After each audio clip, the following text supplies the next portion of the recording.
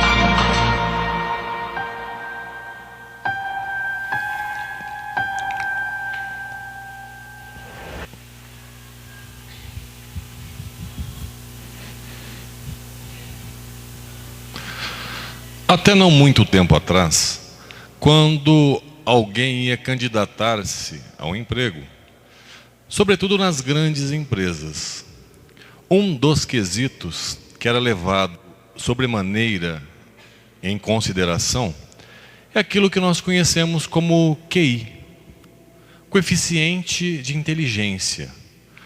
O quanto a pessoa é inteligente, o quanto ela é capaz de resolver aquelas questões que lhe são apresentadas de maneira racional. Sem dúvida alguma, é um quesito muito importante. No entanto, os estudiosos observaram que existiam outras habilidades que muitas vezes suplantavam o próprio QI. E dentre estas habilidades, passaram a chamar de inteligência emocional.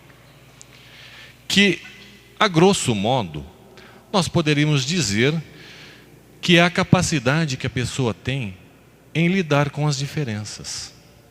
A capacidade que ela tem em harmonizar-se no seu ambiente de trabalho, no seu contexto social, na sua família. Lidar com as diferenças. Talvez essa seja a maior dificuldade, o maior desafio das nossas vidas. Dentre os inúmeros projetos de pesquisa anteriormente citados, faço referência àquele desenvolvido pelo Dr. Fred Luskin, diretor do projeto Perdão da Universidade de Stanford. Em seu livro O Poder do Perdão, ele afirma que carregar a bagagem da amargura é muito tóxico. E por que é então que o Dr. Fred diz isso? Quando nós somos expostos a uma situação de perigo iminente, por exemplo, quando estamos dirigindo e surge repentinamente à nossa frente um animal, nós tomamos aquele susto e observamos inúmeras reações físicas acontecerem a partir deste momento. As pupilas dilatam-se, nós temos uma sensação de boca seca, nós temos uma taquicardia, ou seja, o coração acelera, nós temos uma sudorese aumentada, os músculos contraem-se e mais uma gama de reações que preparam o nosso organismo, ora para empreendermos a fuga, ora para enfrentarmos o problema. Reações essas anteriormente citadas, na sua maioria desencadeadas por uma substância chamada de adrenalina. O que acontece então é que essas substâncias são produzidas em situações específicas, com aquela finalidade. Resultado das pesquisas do Dr. Fred. Quando nós alimentamos o ódio, alimentamos o rancor, alimentamos a amargura, é como se o nosso organismo estivesse exposto permanentemente ao perigo. E ele passa a produzir inúmeras substâncias em quantidades absurdas, que representam verdadeiros tóxicos ao funcionamento do nosso organismo. Sabe-se, por exemplo, que a adrenalina em excesso faz com que o pâncreas tenha dificuldade em produzir a insulina. Por outro lado, nós temos uma velocidade muito maior de conversão da gordura em glicose. Nós teríamos desta maneira os dois extremos da cadeia: menos insulina e mais glicose. Muitas vezes nós temos o início de um quadro diabético, por não termos aprendido a perdoar. Observou-se também que a mágoa faz com que ocorra uma produção exacerbada de cortisol. E o cortisol, então, ele provoca uma depressão do sistema imunológico. Sistema imunológico deprimido, inúmeras as doenças que podem nos acometer. Inclusive aquelas advindas das células que perderam a memória e passaram a se multiplicar de forma desorganizada, dando origem aos tumores. Obviamente que não é intenção da nossa parte adentrarmos na área médica. São apenas alguns exemplos para que possamos tomar consciência que os nossos sentimentos, eles atuam de forma direta e efetiva sobre o nosso organismo, muitas vezes nos proporcionando saúde ou doença.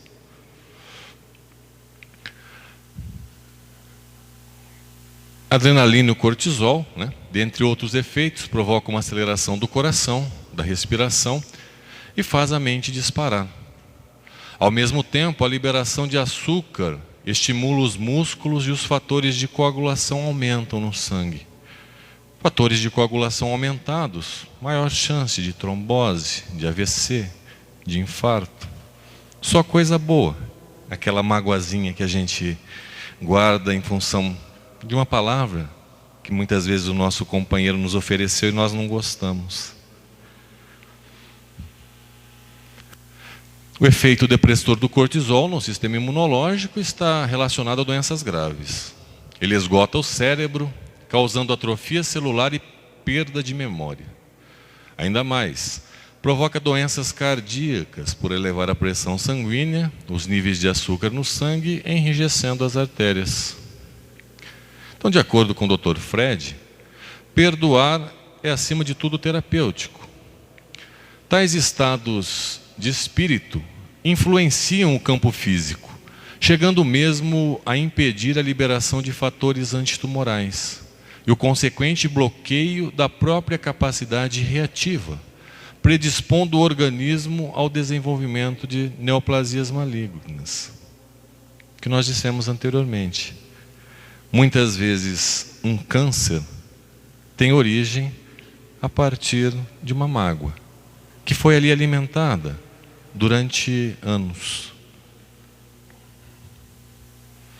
Então, de acordo com o Dr. Fred, perdoar melhora o humor, a qualidade do sono, a vitalidade física geral, dores no peito, na coluna, dores de cabeça, perda de apetite, náuseas.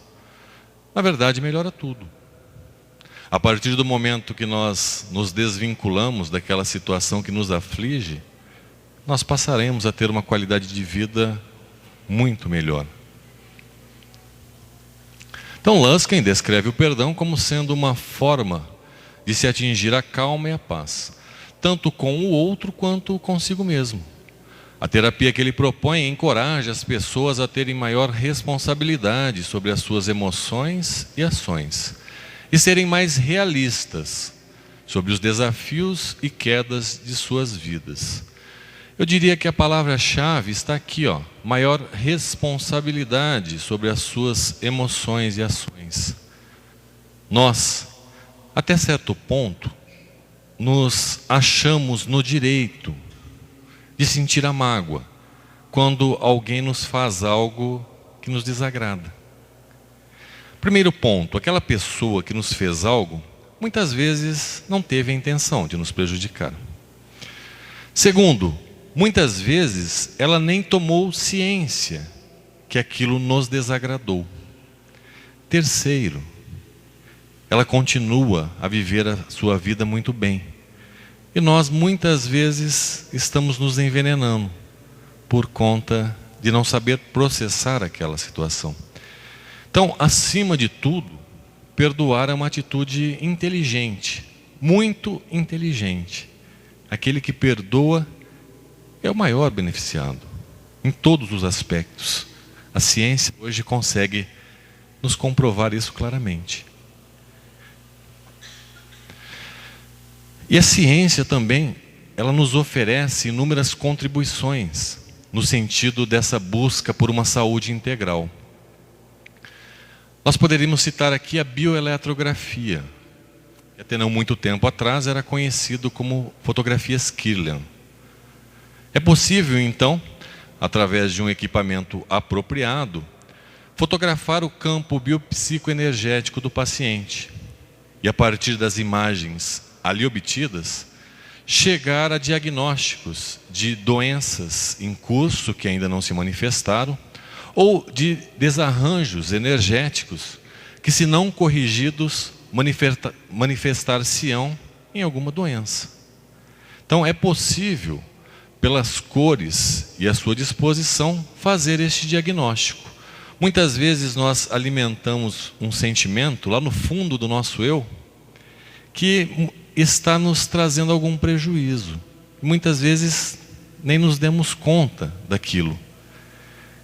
E aparecem as falhas energéticas, né? Então aqui nós temos a fotografia do dedo de um paciente saudável e aqui a fotografia do dedo de um paciente com depressão. Depressão essa possivelmente, nesse caso, desenvolvida por uma dificuldade em perdoar. As imagens são completamente diferentes, né? E os terapeutas, as pessoas que trabalham com essa técnica, eles conseguem então fazer este diagnóstico. É algo que pode nos auxiliar. Existe um outro trabalho também bastante interessante, desenvolvido pelo Dr. Masaru Emoto. O Dr. Masaru, ele estudou a água. E ele expôs a água a diferentes sons, a diferentes sentimentos, a diferentes situações. E a observou no microscópio eletrônico. E olha que interessante os resultados a que o Dr. Masaru chegou. Então a água, quando exposta ao ódio e quando exposta ao amor, chama a atenção, trata-se da mesma água. É a mesma água em análise. Então, quando exposta ao amor, nós temos uma imagem muito parecida a uma joia bem trabalhada. Uma imagem bastante harmônica, equilibrada, muito agradável, bem definidos. O mesmo já não acontece quando exposta ao ódio. Eu não sei aos senhores, mas me lembra algo, talvez em putrefação, algo fedido, algo muito desagradável. O que nós não podemos nos esquecer é que o nosso organismo ele é constituído em 70% dele por água.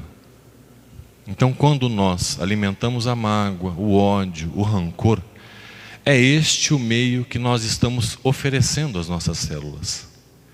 E aí eu poderia fazer a pergunta: que célula conseguirá trabalhar de forma harmônica em um meio como este? É óbvio que a doença aparecerá. É uma questão de inteligência, questão de escolha. Então Paulo já dizia aos Efésios: não saia da vossa boca nenhuma palavra torpe, mas só a que for boa, para promover a edificação, para que dê graças aos que a ouvem. E talvez seja a nossa maior ferramenta, a nossa boca, as nossas palavras. É através das nossas palavras que nós temos a possibilidade de nos comunicar todos os dias. E uma palavra bem colocada pode levar à esperança, o otimismo, a alegria, o consolo.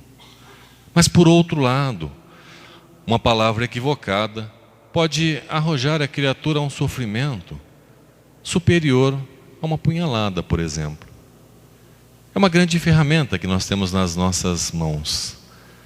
Aprendamos a usar a palavra para curar as pessoas.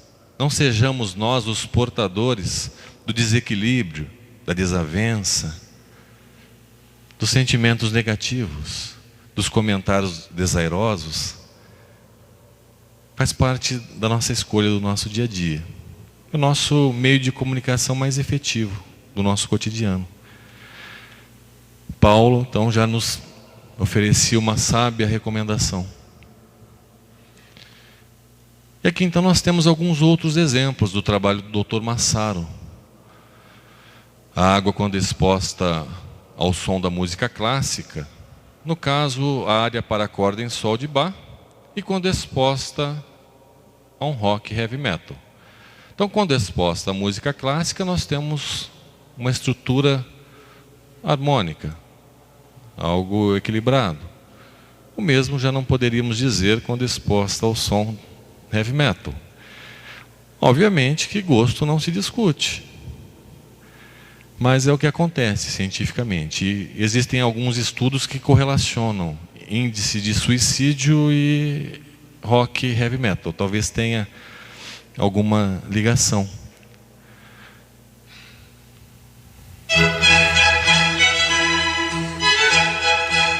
O Dr. Massaro então estudou as 4 estações de Vivaldi, expondo a água aos seus diferentes movimentos.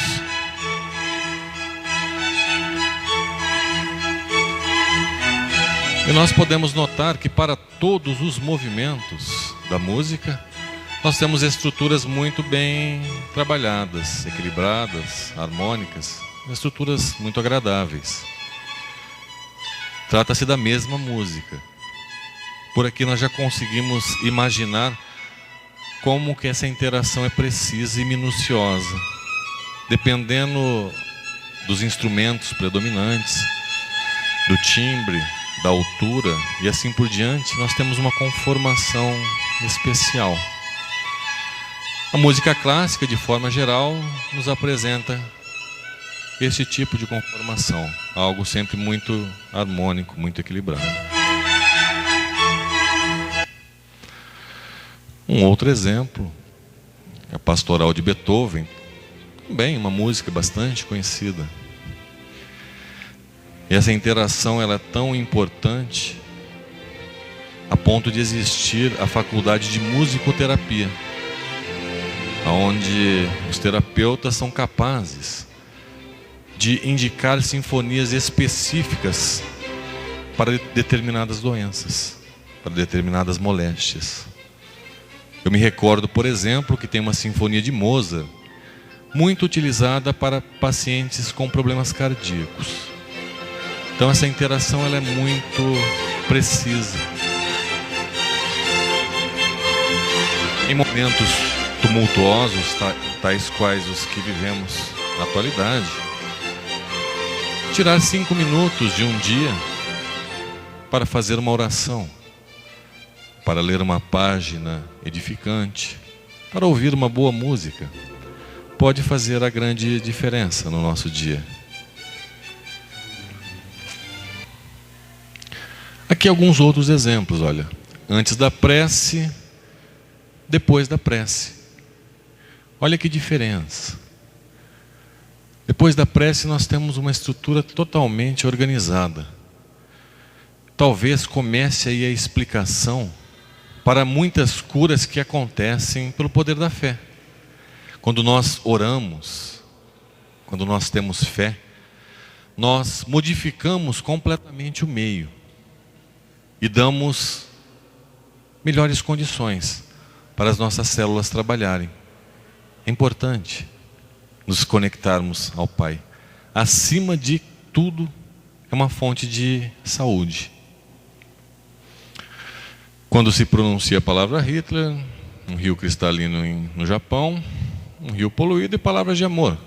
Então sempre quando oferecemos palavras de amor, palavras doces, palavras ternas, uma estrutura como aquela que nós estamos oferecendo aos outros e sobretudo a nós mesmos. Diz o ditado que ao se oferecer uma rosa, suas mãos são as primeiras a ficarem perfumadas. E assim acontece com os nossos sentimentos. E nós poderíamos fazer a pergunta então, né? Perdoar é esquecer? Talvez algum de nós tenhamos ouvido ao longo da vida que perdoar é esquecer. E a benfeitora Joana de Ângeles, ela nos apresenta um conceito bastante diverso, que nos agrada muito. Ela diz: perdoar não tem nada a ver com esquecimento. Perdoar é você não desejar o mal para quem lhe prejudicou. E é você recordar da situação desagradável sem desequilibrar-se. Depende da sua vontade. Não desejar o mal e não desequilibrar-se. Esquecer depende da sua memória. Mas você não tem controle sobre a sua memória. Quantas coisas nós dizemos, poxa, eu queria tanto esquecer, mas não consigo. Se eu golpear uma madeira, eu posso até me arrepender no instante seguinte. No entanto, a marca ali está colocada. Só o tempo fará com que essa marca perda a sua intensidade. E assim é com aquelas situações que nos desagradam. É importante nós não as alimentarmos, nós não colocarmos energia naquilo que nos desagrada. Se assim procedermos, chegará um momento em que possivelmente nós nos referiremos àquele fato negativo. Poxa, eu já nem me lembrava mais. Mas é importante então não alimentar, não, como se diz na gíria, não ficar mastigando aquele problema. A cada vez que nós retornamos a ele e ficamos fazendo um duelo mental, é como se nós estivéssemos colocando energia naquele ponto traumático. E a tendência é que ele permaneça. Isso me faz lembrar de Francisco Cândido Xavier, quando do início do seu labor mediúnico, ainda morando em Pedro Leopoldo, nós, como todos sabemos, o Chico sempre gostou muito de animais, sobretudo de cães. E ele tinha um cão muito estimado. E esse cão, certa feita, adoeceu. A sua irmã, vendo aquela situação, pensa: eu preciso fazer algo para ajudar o Chico. Ele que trabalhava o dia todo, se dedicava até altas horas ao trabalho na casa espírita, e quando chegava de madrugada, ainda assim desvelava-se em cuidados com o seu animal. A irmã então decide matar o animal, imaginando que pudesse ajudá-lo. A verdade é que quando ele fica sabendo que fora a sua própria irmã que matara o seu animal de estimação, ele fica de certa forma magoado. O tempo foi passando, até que um dia Emmanuel o chama para uma conversa mais íntima. Ele diz: essa questão que você alimenta com a sua irmã deixou de ser uma questão pessoal. Existe uma verdadeira nuvem escura ao redor do seu coração, produzida pela mágoa. E nós estamos tendo uma imensa dificuldade em nos aproximar para desenvolver o trabalho da psicografia. O Chico lhe diz então: mas o que eu posso fazer, Emmanuel? Emmanuel lhe responde: você irá descobrir qual o maior desejo da sua irmã e você irá realizá-lo. O Chico lhe responde: eu não estou entendendo. Foi ela quem me magoou. Você quer que eu dê o presente? Ele lhe diz: a receita não é minha, Chico. A receita é de Jesus. Ele descobre então que o maior desejo da sua irmã era ganhar uma máquina de costura. Foi lá, comprou a máquina, dividiu em inúmeras prestações frente ao seu pequeno salário, entrega para a irmã. E Emmanuel lhe conta então que naquele momento uma grande luz saiu da sua irmã e foi em direção ao seu coração, dissolvendo toda aquela nuvem escura que ali havia se depositado em função da mágoa.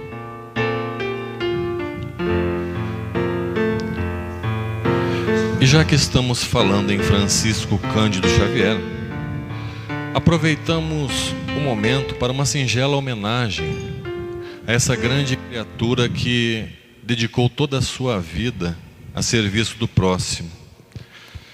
Mais de 400 obras psicografadas. O maior brasileiro de todos os tempos. Sem dúvida alguma, um homem guerreiro.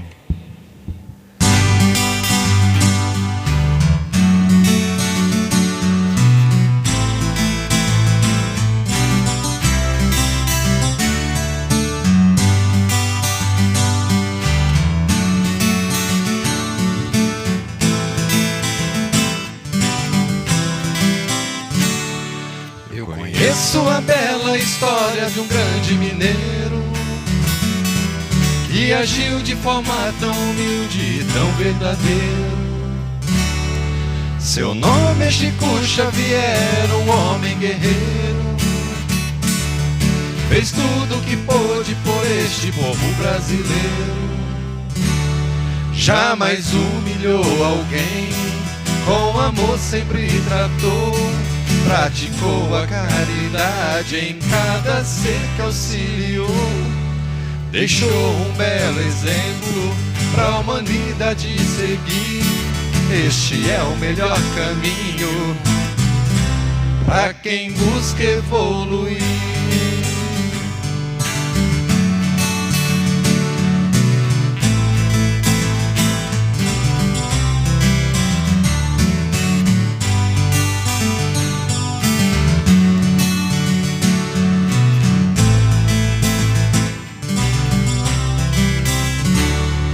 Eu conheço a bela história de um grande mineiro que agiu de forma tão humilde e tão verdadeiro.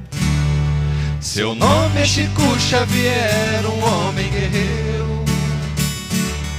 Fez tudo o que pôde por este povo brasileiro. Jamais humilhou alguém, com amor sempre tratou. Praticou a caridade em cada ser que auxiliou. Deixou um belo exemplo para a humanidade seguir. Este é o melhor caminho para quem busca evoluir.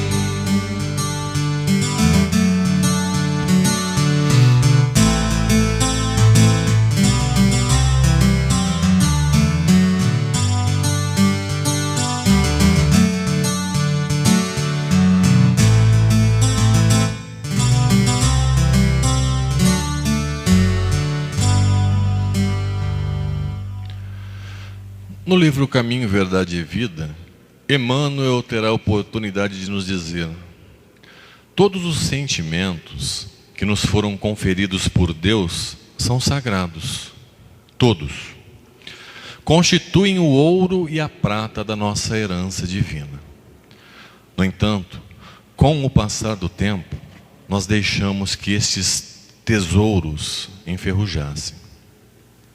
E agora então, é necessário um esforço verdadeiro, no sentido da execução do Evangelho em todas as suas minúcias, para que possamos corrigir tal situação. Na maioria das vezes, quando nós falamos em tesouro, a nossa mente nos leva a pensar sobretudo naquilo que os nossos olhos podem ver e que as nossas mãos podem tocar. Quem não se encanta ao andar por uma bela cidade, deparar-se com casas bonitas, com jardins floridos? Qual a mulher que, gostando de joias ou gostando de roupas, não se vê encantada frente a um belo colar ou um lindo vestido? Qual o homem que, gostando de carros, não se vê fascinado por um carrão? É natural que seja assim. Toda a obra divina é obra de beleza e de perfeição. E o belo nos atrai, por sermos filhos do Criador. Mas, a par desses tesouros, existem outros que os nossos olhos não podem ver e as nossas mãos não podem tocar. São os nossos sentimentos. Quem nunca experimentou, por exemplo, o sentimento de solidão? E ao reencontrar a pessoa querida, ao reencontrar o ser amado, muitas vezes não fora necessário sequer uma palavra para se ter uma sensação indescritível. Sensação esta que nenhuma fortuna poderia lhe oferecer. Quem nunca experimentou o sentimento do amor? Amor de pai, amor de mãe, amor de filho, de namorados, de companheiro de trabalho espírita. O amor, essa chama que nutre as nossas vidas. E assim é com todos os sentimentos. Só que nós só conseguimos dar o devido valor quando nós temos alguma experiência com ele. Como falar da dor de perder um filho se você nunca experimentou-a? E é por isso então que Emmanuel nos diz que constitui os nossos tesouros eternos, aquilo que nos acompanha, o nosso conhecimento, as nossas boas obras e os nossos sentimentos. O restante tudo pertence a este mundo e aqui ficará. Eu me recordo que quando Kardec pergunta aos espíritos a respeito da caridade, os espíritos eles nos ofereceram uma resposta fantástica. Benevolência para com todos. Bondade. Bondade irrestrita. Bondade que não elege. Indulgência. Nos nossos dias, talvez inteligência emocional. E perdão das ofensas. A caridade então passa por esses 3 níveis. E nos fora dito também que fora da caridade não há salvação. Mas os espíritos então circunscreveram a verdadeira caridade ao âmbito do relacionamento. É no meu dia a dia que eu tenho a oportunidade de ser benevolente, de ser indulgente e de exercitar o perdão.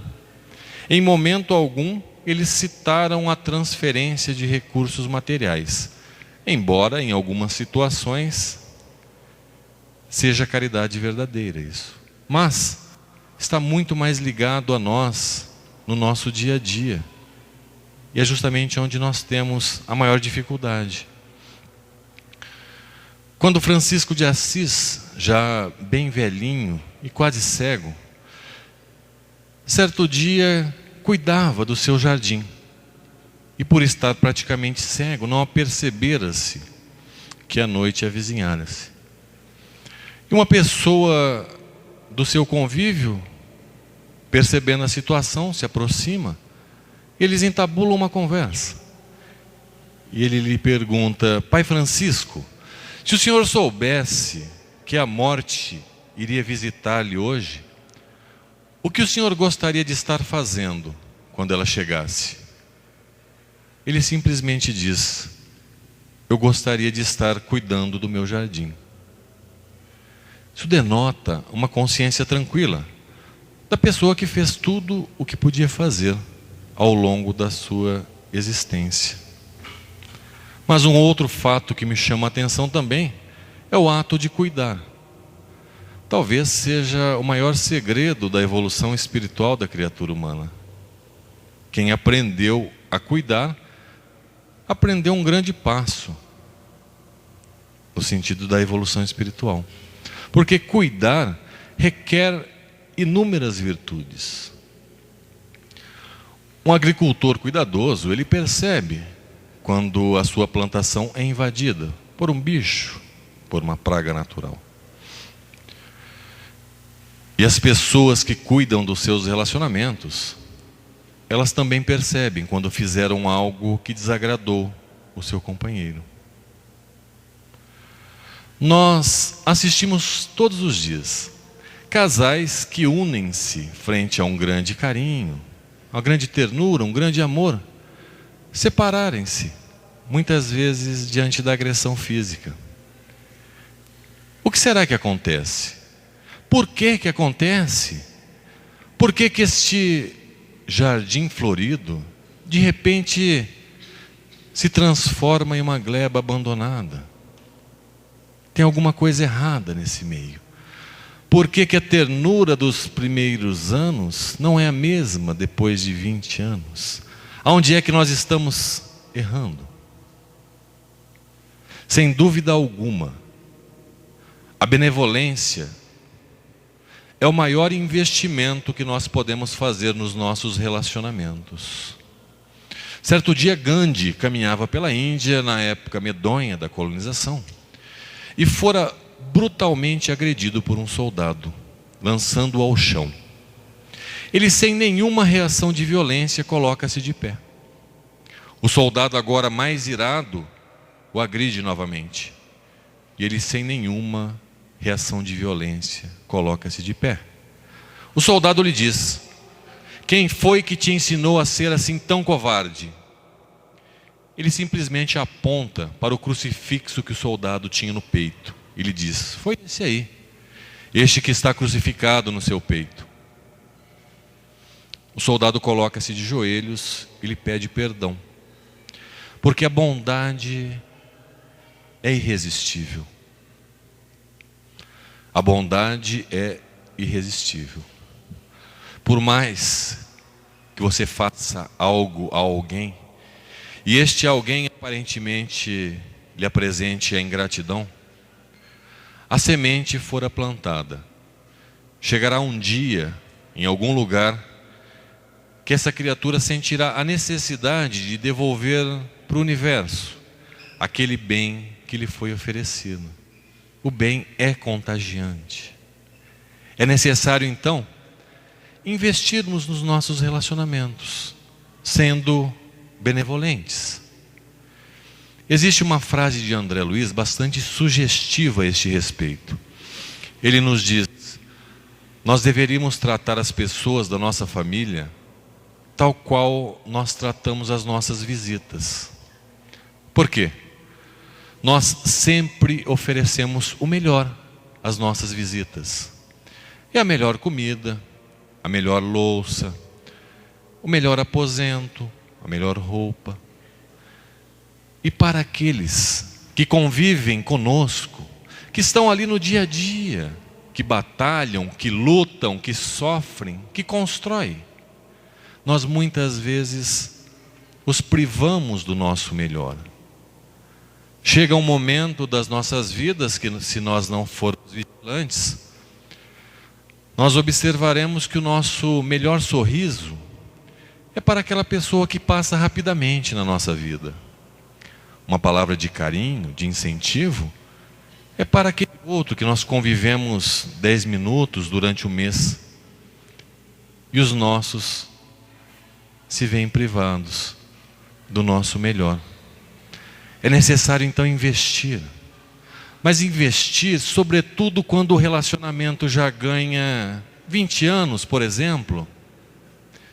Eu não sei aqui, mas lá onde eu moro, os casais, eles iniciam seus relacionamentos dando-se o nome de bichinhos uns para com os outros. E no início são bichinhos pequenininhos, fofinhos, bichinhos meigos. Com o passar do tempo, esses bichos vão crescendo, vão ganhando proporção, vão ganhando volume, e deixam de ser assim bichos tão agradáveis, tão fofinhos. No início, é meu gatinho, minha pombinha. Um pouco mais adiante, sua anta, seu burro. Acontece isso aqui? Ou é só lá em Dracena? Acontece também. Por que que isso acontece? Por que que acontece? Existe uma outra frase de André Luiz também que é muito sugestiva. Ele diz assim: todo viajor que ao caminhar fixar o olhar demasiadamente para baixo, chegará um momento em que só verá pedras. Pedras pequenas, pedras grandes, pedras minúsculas.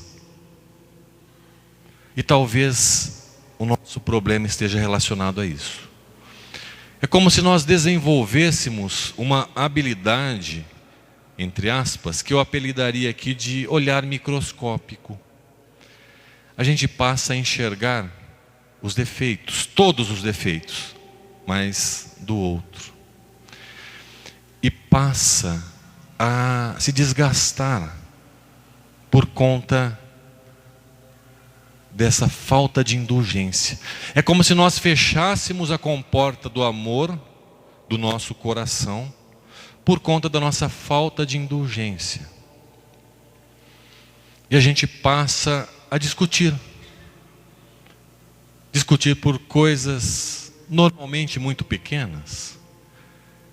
Discutir, por exemplo, qual a melhor maneira de apertar a pasta de dente. Uns gostam de apertar no meio, tem outros que gostam de apertar no finalzinho.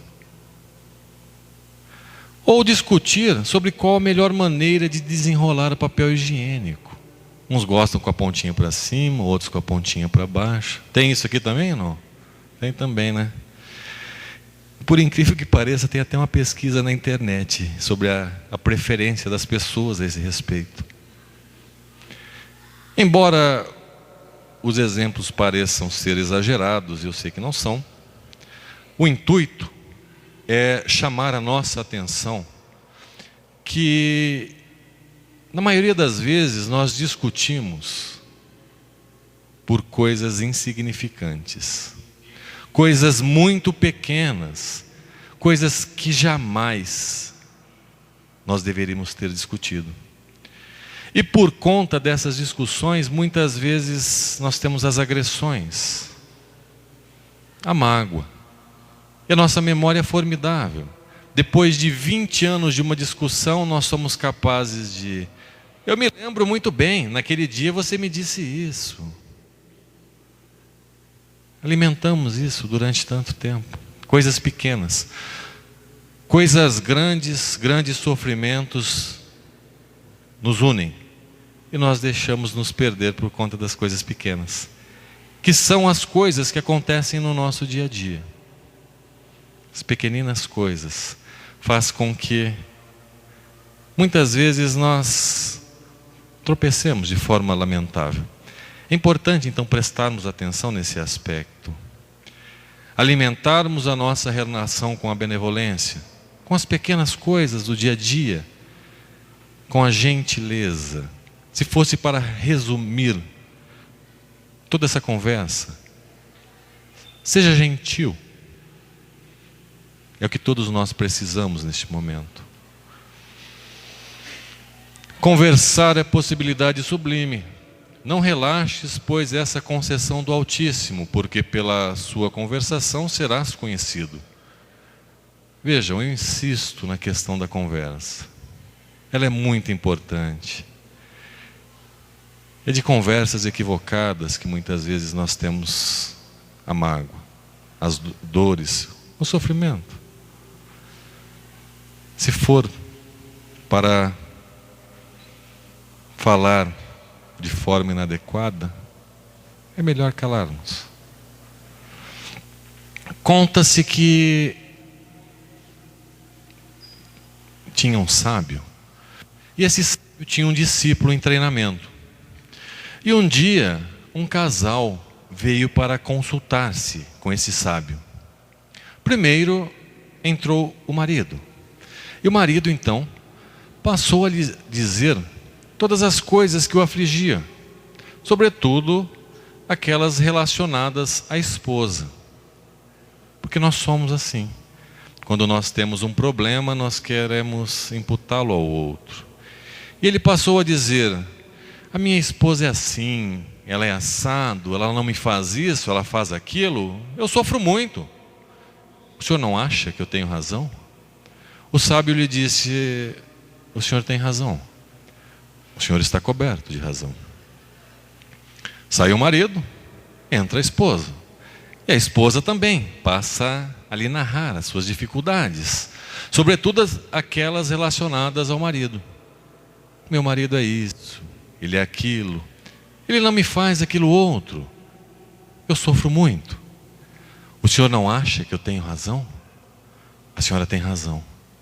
A senhora está coberta de razão. Ela, bastante satisfeita, também retira-se. E o discípulo então diz ao mestre: mestre, o marido entrou, o senhor disse que ele tem razão. A esposa entrou, o senhor disse que ela tem razão. Isso é incoerente. Ele disse: você está coberto de razão.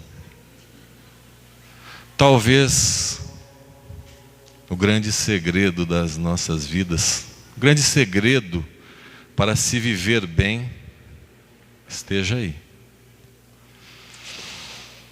Um dia perguntaram para o Chico: Chico, como você vê o mundo? Eu vejo o mundo como ele é. E como você vê as pessoas?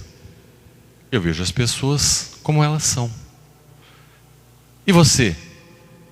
Eu continuo o mesmo. Nós precisamos aprender a dar às pessoas o direito delas serem como elas são. A evolução se dá muitas vezes de forma lenta.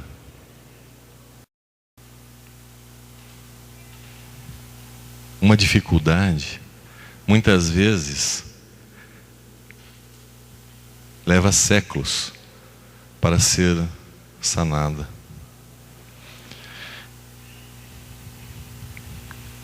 As pessoas são boas ou as pessoas são más? Tudo depende de como você queira vê-las. Se você se apegar nos defeitos, todas as pessoas serão más. Terão defeitos insuportáveis. E você irá afastar-se delas. Afinal de contas, os defeitos são insuportáveis. E você passará a experimentar a solidão, por não saber lidar com as diferenças, por não saber respeitar a forma do outro pensar. E a solidão, a ciência nos mostra hoje, é a porta de entrada para a depressão. Mas por outro lado, se você procurar ver as qualidades das pessoas, você verá que está cercado por pessoas belíssimas, por pessoas com o coração enorme, que estão prontas para lhe estender a mão, para lhe apoiar, para caminhar juntos. É uma questão de ótica, é uma questão de escolha. Isso me faz lembrar a célebre conversa do senador Públio Lentulus, Emmanuel, com Jesus. Quando Jesus lhe diz: não venho de encontro ao homem de estado, superficial e orgulhoso, que só os séculos de sofrimento encaminharão ao regaço de meu Pai. Jesus, identificando na personalidade do senador o orgulho e a superficialidade como fatores propiciadores do sofrimento. E ele mesmo, Emmanuel, terá a oportunidade de nos narrar pelas mãos de Chico Xavier.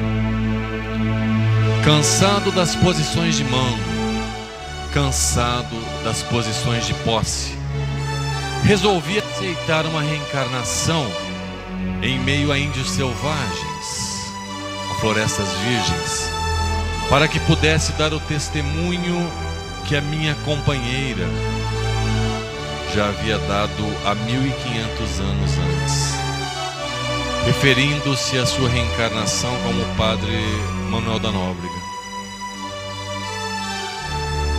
1500 anos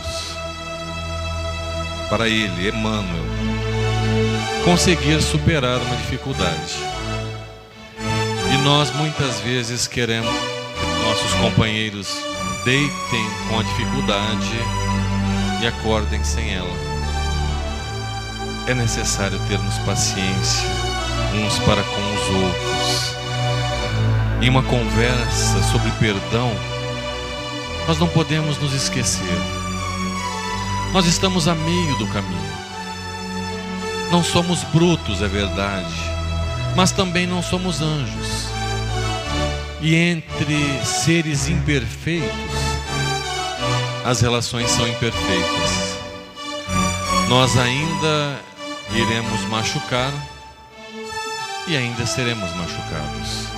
É importante, então, neste momento, não darmos um valor exacerbado àquelas coisas que nos desagradam.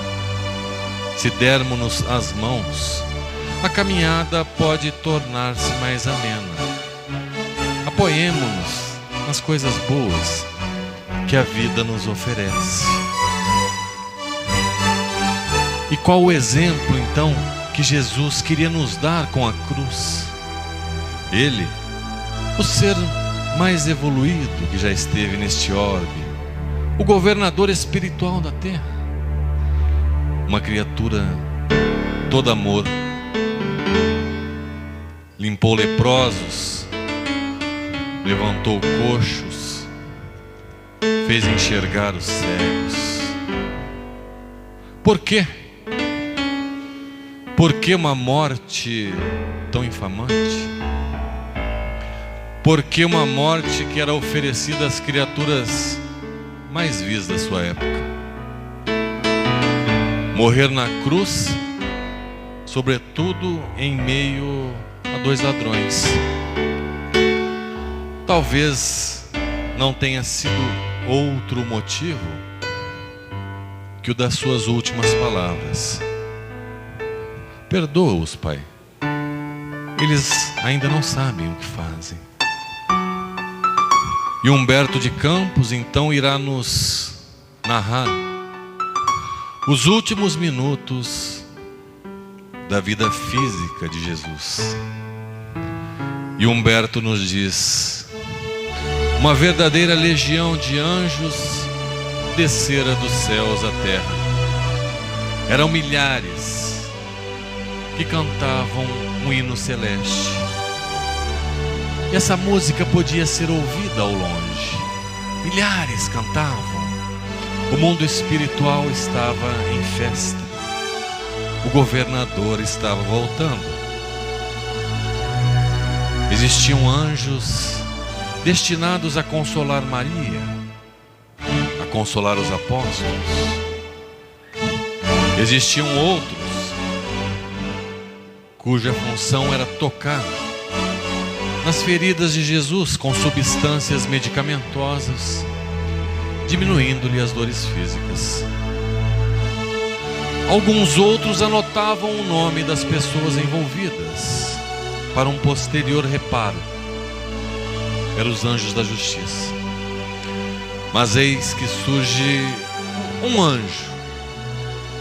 Ele vem célere, vem solitário, e ao aproximar-se percebe que Jesus queria falar-lhe a alma. Encosta o seu ouvido junto aos lábios do mestre, e Jesus então balbucia-lhe algumas palavras, e ele sai em disparado. Conta-nos Humberto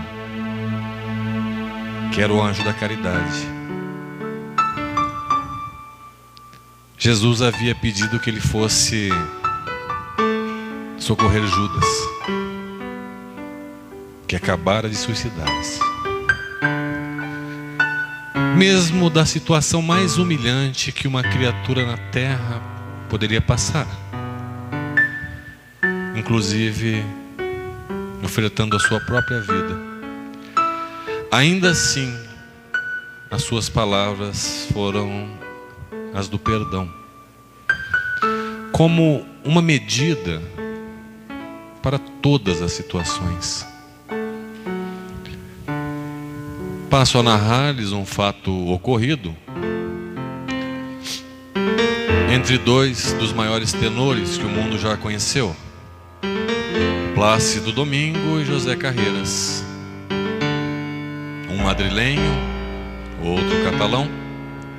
E mesmo para aqueles não afeitos a questões históricas, ou que não tenham tido a oportunidade de estar na Espanha, talvez conheçam a respeito da rivalidade entre madrilenhos e catalães. E o mesmo se dava entre os dois, a ponto de fazerem constar em seus contratos de trabalho que não apresentar-se-iam caso o rival estivesse presente. E o fato se deu durante alguns anos, até que um dia um rival muito mais cruel se lhe apresenta a Carreiras. Fora diagnosticado com leucemia.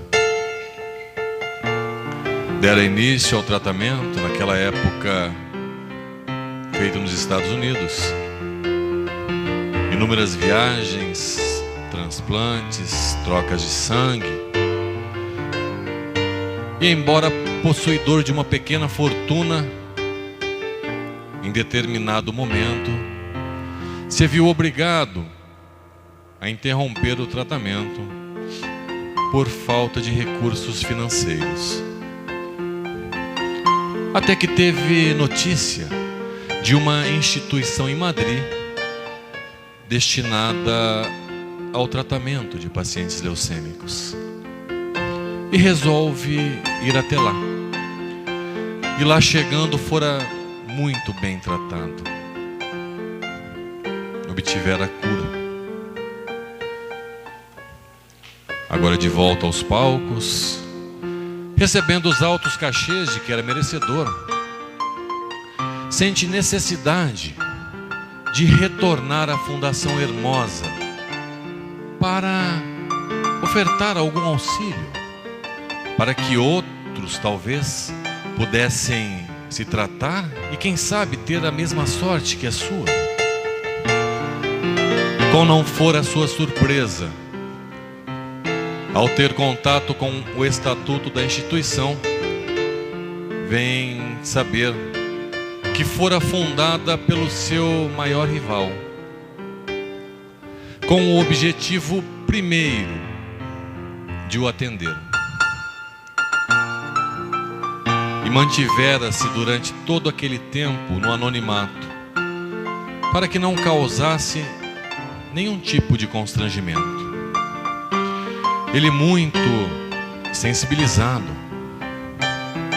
um dia interrompe um show de Plácido em Madrid, colocando-se de joelhos no meio do palco, lhe pedindo perdão por todos aqueles equívocos desnecessários. Ao que Plácido pega pelos braços, levanta-o, lhe dá um profundo abraço, selando uma bela amizade. Daí por diante. Quando perguntado por uma repórter, mas por quê? Por que o senhor fora criar uma instituição para beneficiar o seu maior rival, a única pessoa que poderia fazer-lhe frente? Ele simplesmente diz: uma bela voz como a dele não poderia morrer jamais.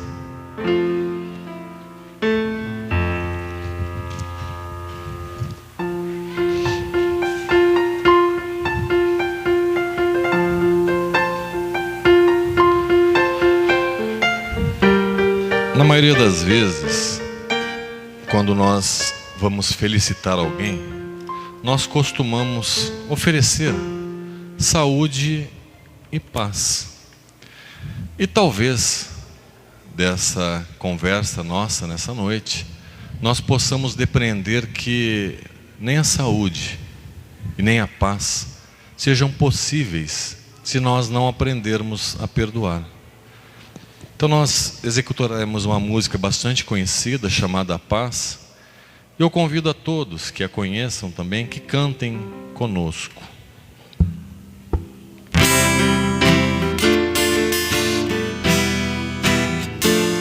Deve Deve haver um lugar dentro do seu coração, onde a paz brilhe mais que uma lembrança. Sem a luz que ela traz, já nem se consegue mais encontrar o caminho da esperança. Sinta, chega o tempo de enxugar o pranto dos homens, se fazendo irmão e estendendo a mão. Só o amor muda o que já se fez, e a força da paz junta todos outra vez. Venha, já é hora de acender a chama da vida e fazer a terra inteira feliz. Se você for capaz de soltar a sua voz pelo ar como prece de criança, deve então começar. Outros vão te acompanhar e cantar com harmonia e esperança. Deixe que esse canto lave o pranto do mundo pra trazer perdão e dividir o pão. Só o amor muda o que já se fez, e a força da paz junta todos outra vez. Venha, já é hora de acender a chama da vida e fazer a terra inteira feliz. Quanta dor e sofrimento em volta a gente ainda tem, pra manter a fé e o sonho dos que ainda vêm.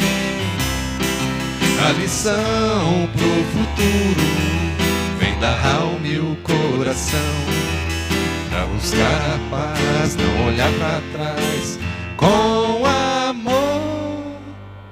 Se você começar, outros vão te acompanhar e cantar com harmonia e esperança.